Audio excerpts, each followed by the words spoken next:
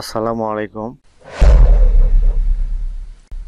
সুপ্রিয় ষষ্ঠ শ্রেণীর শিক্ষার্থী, আশা করছি তোমরা সবাই ভালো আছো। তোমাদের বার্ষিক পরীক্ষা 2024, বিষয় ইতিহাস ও সামাজিক বিজ্ঞান, শিক্ষণ অভিজ্ঞতা, সমাজ ও সম্পদের কথা।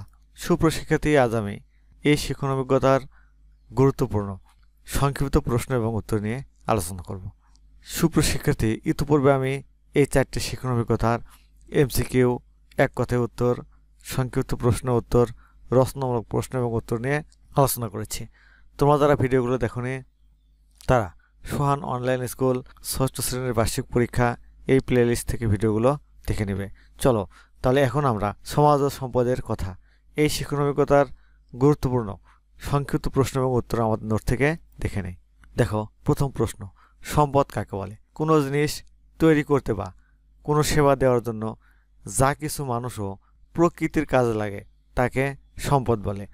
এ সম্পদ প্রাকৃতিক, মানব সৃষ্টি এবং রূপান্তরিত হতে পারে। তারপর প্রাকৃতিক সম্পদ কাকে বলে?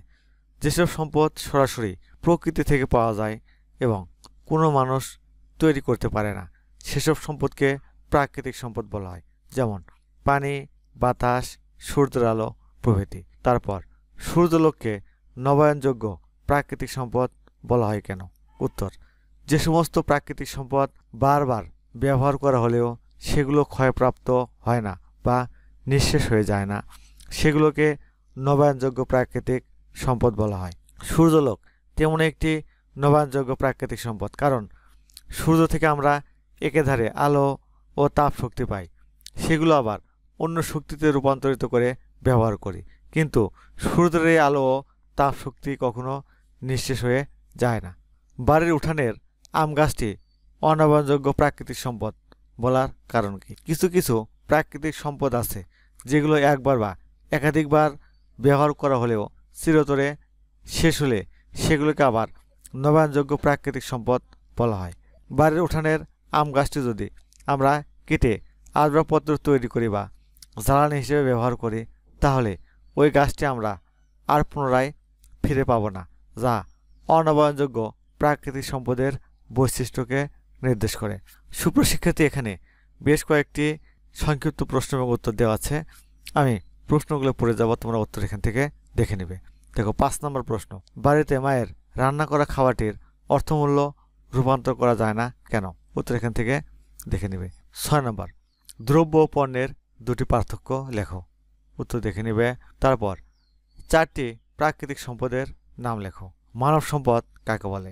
5টি মানব সম্পদের নাম লেখো। অনবায়নযোগ্য সম্পদ কাকে বলে? দ্রব্য বলতে কি বোঝো? পণ্য বলতে কি বোঝায়? নবায়নযোগ্য সম্পদ কাকে বলে? 5টি নবায়নযোগ্য সম্পদের নাম লেখো। ইতিহাস জানা যায় কিভাবে? কৃষিক্ষেত্রে দ্রব্য ও পণ্য বলতে কি বোঝায়? উত্তর এখান থেকে দেখে নেবে। সুপ্রশিক্ষার্থী, এই গেল এই শিক্ষণ অভিজ্ঞতার গুরুত্বপূর্ণ 17টি সংক্ষিপ্ত প্রশ্ন এবং উত্তর।